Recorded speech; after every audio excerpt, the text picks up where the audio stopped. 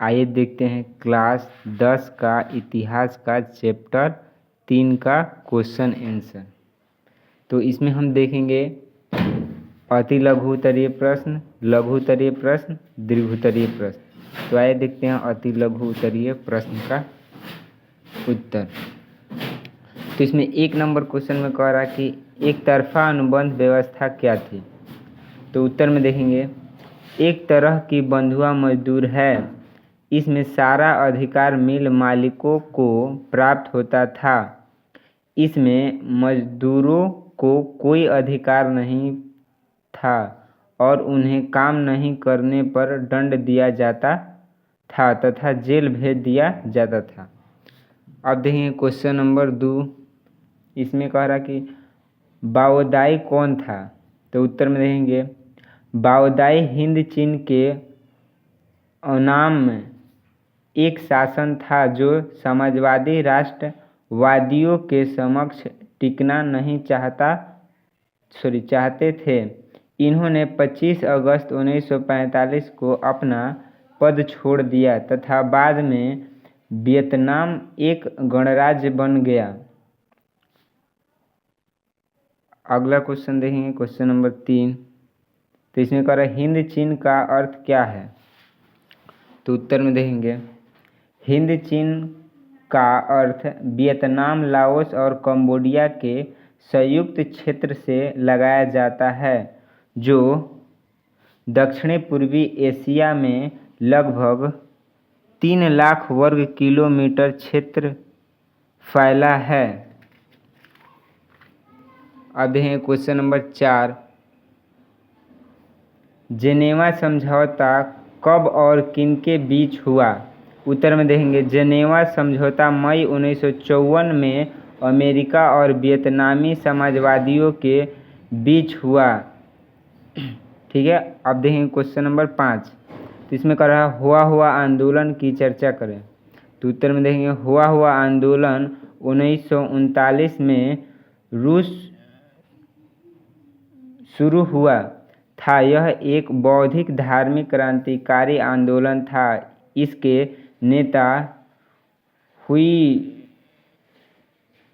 हुइड फू सो था। इसमें शामिल क्रांतिकारियों अग्रवादी घटनाओं को अंजाम देते थे जिससे आत्मदाह घटनाओं शामिल होता था। अब देखेंगे लघु उत्तरीय प्रश्न। तो इसमें 1 नंबर में है कि हिंद चीन में फ्रांसीसी प्रसार का वर्णन करें। तो उत्तर देंगे फ्रांस ने प्रारंभ से ही हिंद चीन में अपना राजनीतिक प्रभुत्व स्थापित करने का प्रयास किया। 17वीं शताब्दी में बहुत से फ्रांसीसी व्यापारी पदारियों को हिंद चीन में आगमन हुआ। अब देखेंगे क्वेश्चन नंबर 2। इसमें है रासायनिक हथियारों एवं एजेंट ऑरेंज का वर्णन करें। तो उत्तर में देखेंगे नापाम एक खतरनाक रासायनिक हथियार था। यह एक ऑर्गेनिक कंपाउंड है जो अग्नि बमों में गैसोलीन के साथ मिलकर एक ऐसा मिश्रण तैयार करता था जो त्वचा से चिपक जाता है और जलता रहता था। इसका प्रयोग बड़े पैमाने पर वियतनाम में किया गया था। अब देखेंगे एजेंट ऑरेंज। यह एक जहर था जिससे पेड़ों की पत्तियां तुरंत झुलस जाती थी तथा पेड़ भी मर जाता था। इसका प्रयोग अमेरिका ने जंगलों, खेतों के साथ साथ आबादियों को खत्म करने के लिए किया। ठीक है। अगला देखेंगे क्वेश्चन नंबर 3। तो इसमें देखेंगे क्या है हो ची मिन्ह के विषय में संक्षिप्त में लिखें।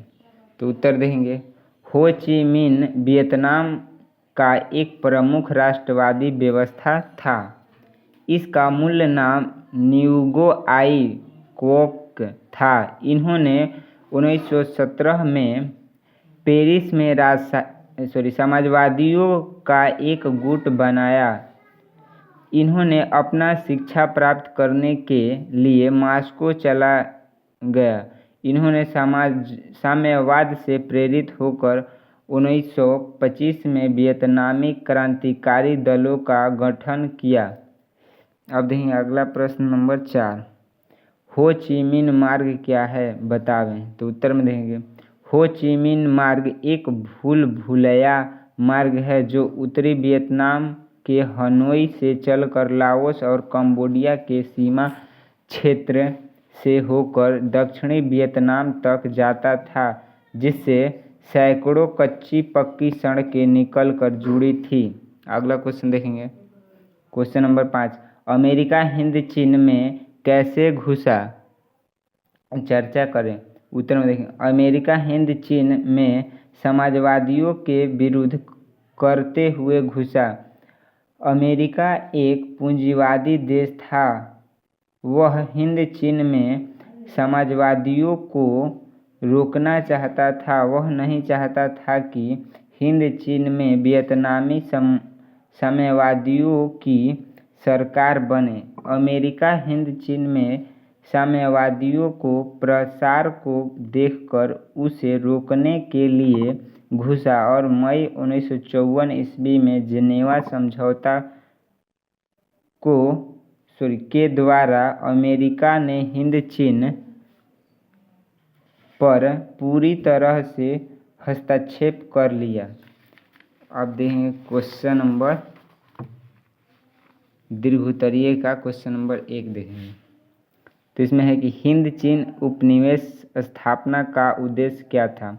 उत्तर में देखेंगे हिंद चीन उपनिवेश स्थापना का पहला उद्देश्य डच एवं ब्रिटिश कंपनियों की व्यापारी प्रतिस्पर्धा का सामना करना, क्योंकि भारत में फ्रांसीसी कमजोर पड़ रहे थे।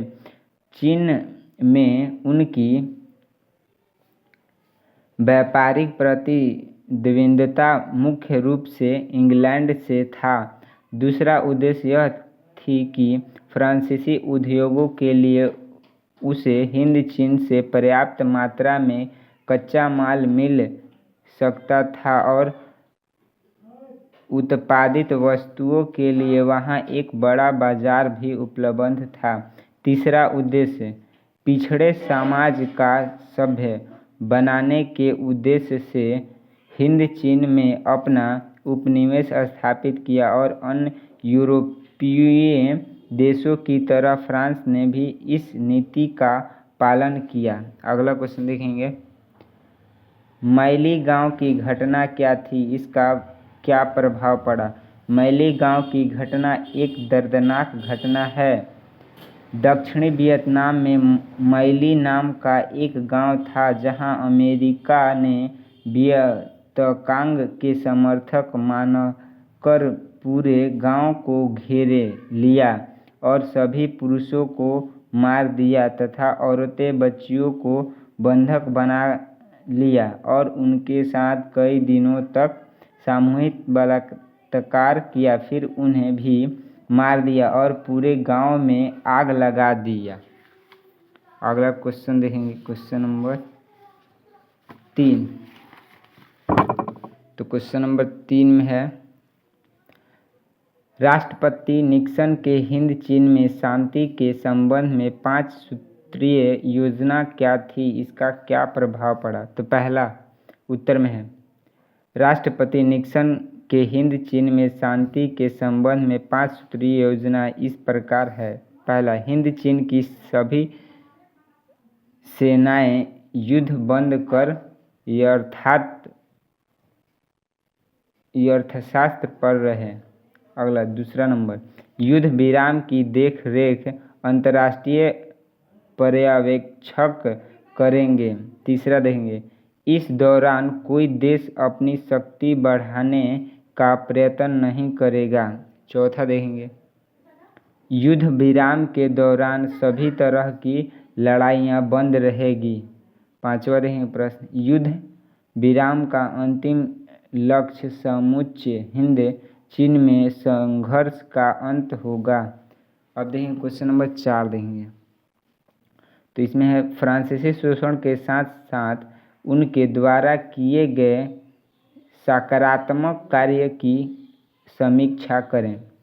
तो उत्तर में देखेंगे फ्रांसीसी शोषण के साथ साथ कुछ सकारात्मक कार्य भी किए। पहला, कृषि का विकास। इसमें फ्रांसीसियों में हिंद चीन में कृषि का अत्यधिक विकास किया।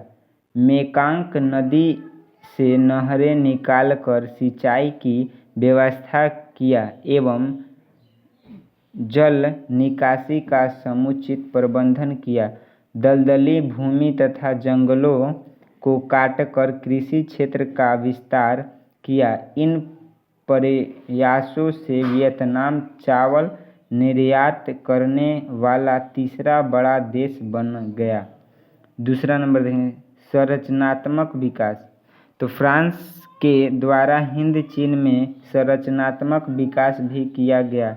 इसी दौरान पूरे उत्तर से दक्षिण तक एक विशाल रेल नेटवर्क एवं सड़क का जाल बिछा दिया।